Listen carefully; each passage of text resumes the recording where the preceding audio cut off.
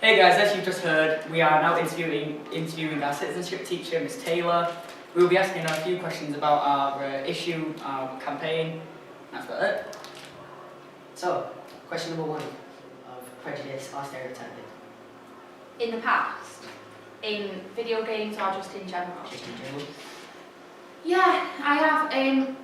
There's no specific incident that would that's standing out and make me think, oh, this time. But I think, unfortunately, you know, the majority of people in life are a victim of prejudice or stereotyping. Even, you know, necessarily they might not even know about the fact that they've been prejudged or they've been stereotyped, because I think a lot of prejudgments and stereotyping is done kind of behind closed doors and comments made about people, you know, or kind of behind the backs and not necessarily to the faces. So I would say yes. I wouldn't say that there was a particular time where I've struggled with it or it's been something that's happening quite regularly to me, but I would assume that within, you know, my time of being on this earth, somebody in some shape or form has stereotyped me for something. Question 2 is basically on your, was it university studies? Yeah. As you told us in lesson, you did like a paper or like an exam on prejudice. Yeah.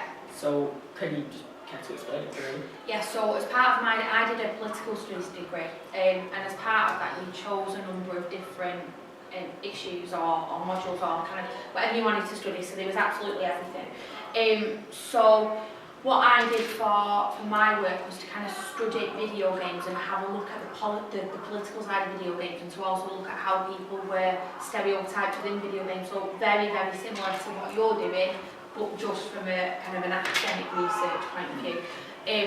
So I did a 3,000 word essay looking at the way that certain groups are portrayed within video games. So 2 big games that I looked at was firstly Tomb Raider, and I looked at the portrayal of women within Tomb Raider, and how Lara Croft was made to look, the way that she was made to act, kind of the big hype around it. So I looked at kind of women within video games, and then I also looked at Grand Theft Auto, and I looked at the way that certain minority groups were portrayed within that, and were portrayed as like the bad guys, as criminals. And it was this stereotype within the game that if you were white in that game, then you were kind of like fighting the crime and doing the good stuff, and if you weren't white, then you would be seen as a criminal within that game. So a lot of my studies focused on the discrimination, the way that the stereotype, the prejudgments that have been made as part of that as well. Oh, super.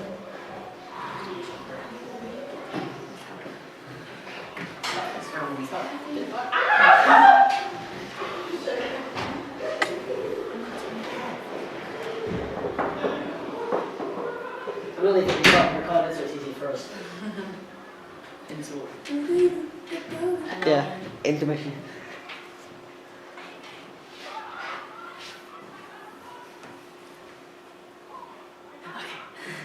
Oh, what I also looked at actually, and it's not necessarily the prejudice and stereotyping, but I looked in detail at a game that McDonald's made.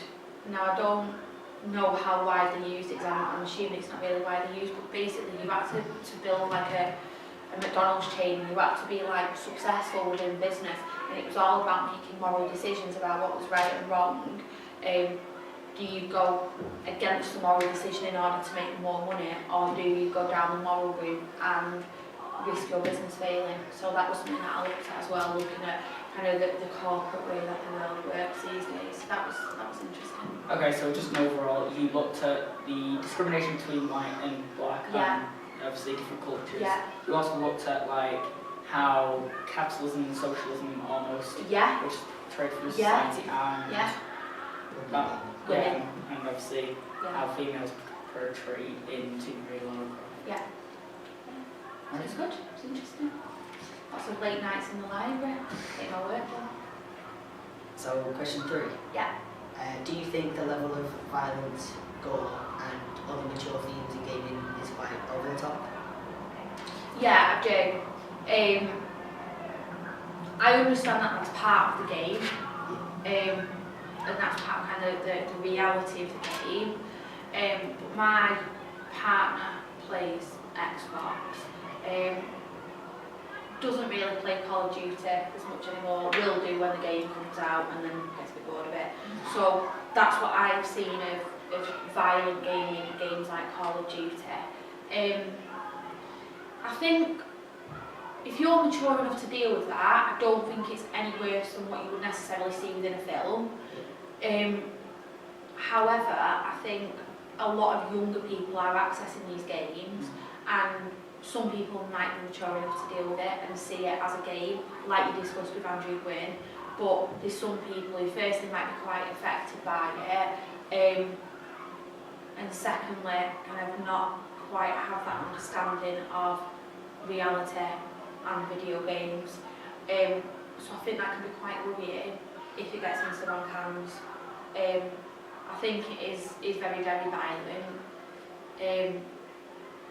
You know, if it was my child, I'd be concerned about them playing that level of gaming, you know, until they got to a certain age. But I think it's all about making sure that games are age appropriate, and also that the right sort of monitoring process is put in place, because, you know, I'm assuming that if a 14-year-old wants the new Call of Duty, when they, you know, they send parents to the supermarket and they buy it, people on the checkout are going to know that that mum's definitely not going home to play a game of Call of Duty. So I think it's about the monitoring procedures becoming better, so that games like that can still exist for the reality of the games, but that, you know, it's being played by the appropriate age people.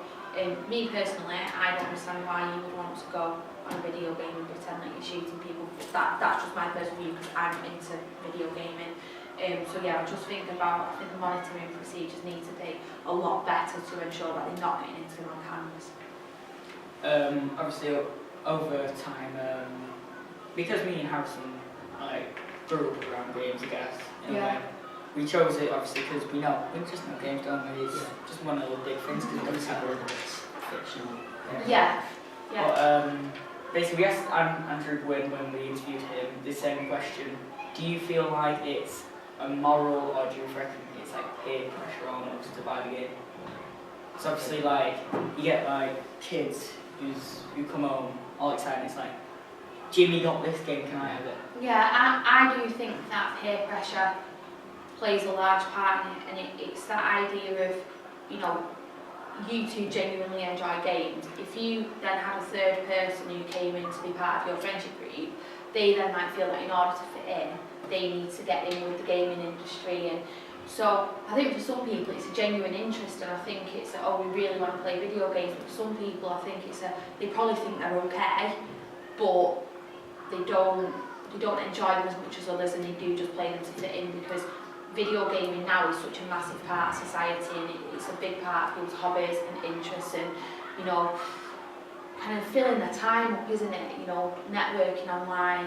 And I think that some people just do it to fit in with friends and ask for the games to fit in with friends, not because they particularly enjoy playing on them. Not for everybody, but I do think that peer pressure plays a large part in it. Because, like you said, there was quite like a big market in it, and now that, say, things like YouTube have come out, people can earn money from doing that. Yeah. So it's quite like a massive. Yeah, because people do the YouTube games and actually going through the game, don't you, like playing the game, because that's something that I had to do as part of my research when I was doing the video games for uni. And yeah, I do think that's a good thing. I think for the UK economy, and for globalisation, then video gaming is a good thing, because it's done globally, and it also brings a lot of money into our economy through the sales of it. So I think that, you know, video gaming needs to remain a positive part of the UK and not bring any negativity with it, such as the stereotyping and prejudice. However, I don't think that's necessarily the fault of the UK, because a lot of these games that are made globally.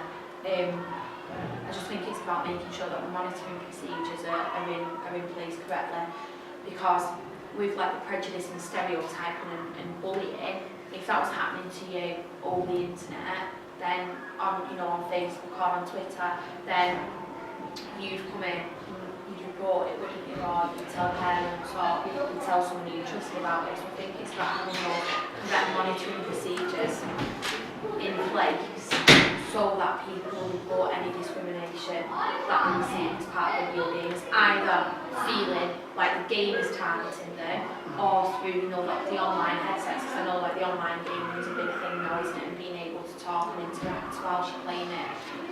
So yeah, I think that just needs to be monitored as well. Okay, the final question, because obviously the bells have just gone.